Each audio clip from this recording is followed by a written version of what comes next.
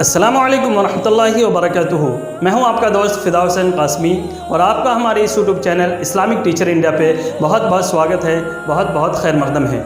आज की वीडियो में हम ईद उल अज़हा का चाँद नज़र आ जाने के बाद नाखून बाल वगैरह के काटने के क्या अहकाम है, इनसे जुड़े 4 अहम मसाइल पर गुफ्तगू करेंगे।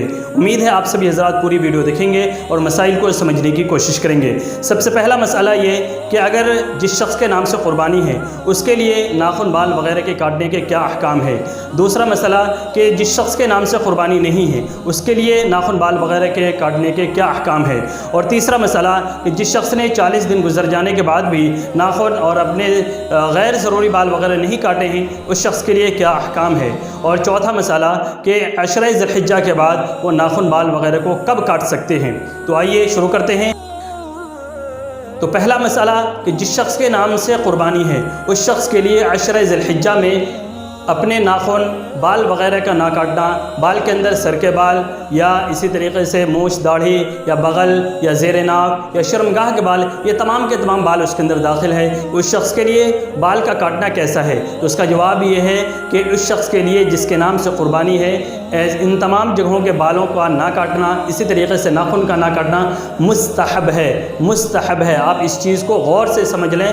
मुस्तहब है, कोई फ़र्ज़, ज़रूरी या वाजिब या सुन्नत भी नहीं है। मुस्तहब का मतलब ये है कि अगर आपने उस पर अमल कर लिया तो आपको सवाब मिलेगा, अगर नहीं किया तो आपके से कोई भी गुनाह नहीं आएगा। दूसरा मसला कि जिस शख्स के नाम से क़ुरबानी नहीं है वो शख्स अगर इन दिनों के अंदर अपने बाल को काट सकता है या नहीं काट सकता है, तो उसका जवाब ये है कि बिला कराहत वो शख्स अपने नाखून और इसी तरीके से बाल वगैरह को काट सकता है। लेकिन अगर वो शख्स इन दिनों के अंदर बाल नाखून वगैरह के काटने से बचता है और नहीं काटता है तो उसके लिए कोई सवाब है या नहीं। नबी अकरम सल्लल्लाहु अलैहि वसल्लम का साफ इरशाद है कि ऐसे शख्स के लिए जिसके नाम से क़ुरबानी नहीं है, जिसके नाम से क़ुरबानी है उसके लिए तो है ही, लेकिन जिसके नाम से क़ुरबानी नहीं है अगर वो शख्स भी इन 10 दिनों के अंदर अशरे ज़िलहिज्जा के अंदर अपने नाखून और बाल वगैरह को काटने से बचता है, नहीं काटता है, तो उस शख्स के लिए क़ुरबानी का सवाब है, यानी कि उस शख्स को क़ुरबानी करने का सवाब मिलेगा। तो इसलिए वो शख्स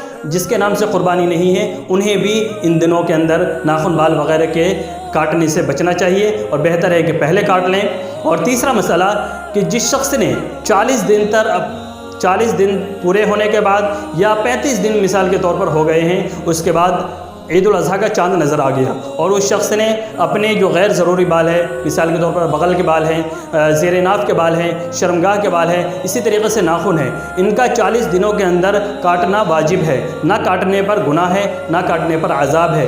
अगर उस शख्स ने मिसाल के तौर पर 35 दिन हो गए उसको और उसने अपने इन जगहों के बाल को या नाखून को ना काटा हो, उसके बाद ईदुल अज़हा का चाँद नज़र आ गया, तो अब उस शख्स के लिए क्या हुक्म है। चूँकि 5 दिन के बाद उसके 40 दिन हो जाएंगे तो उस शख्स के लिए ज़रूरी है कि वो इन अशरे ज़िलहिज्जा के अंदर ही अपने नाखून बाल वगैरह को काट ले, क्योंकि ना काटना मुस्तहब है और 40 दिन गुजर जाने के बाद अगर इन बालों को नहीं काटेगा तो उसके ज़िम्मे गुनाह हो जाएगा, वो अज़ाब का मुस्तहिक़ हो जाएगा। तो इस अज़ाब से बचने के लिए वो अशरे ज़िलहिज्जा के अंदर भी अपने नाखून बाल वगैरह को काट सकता।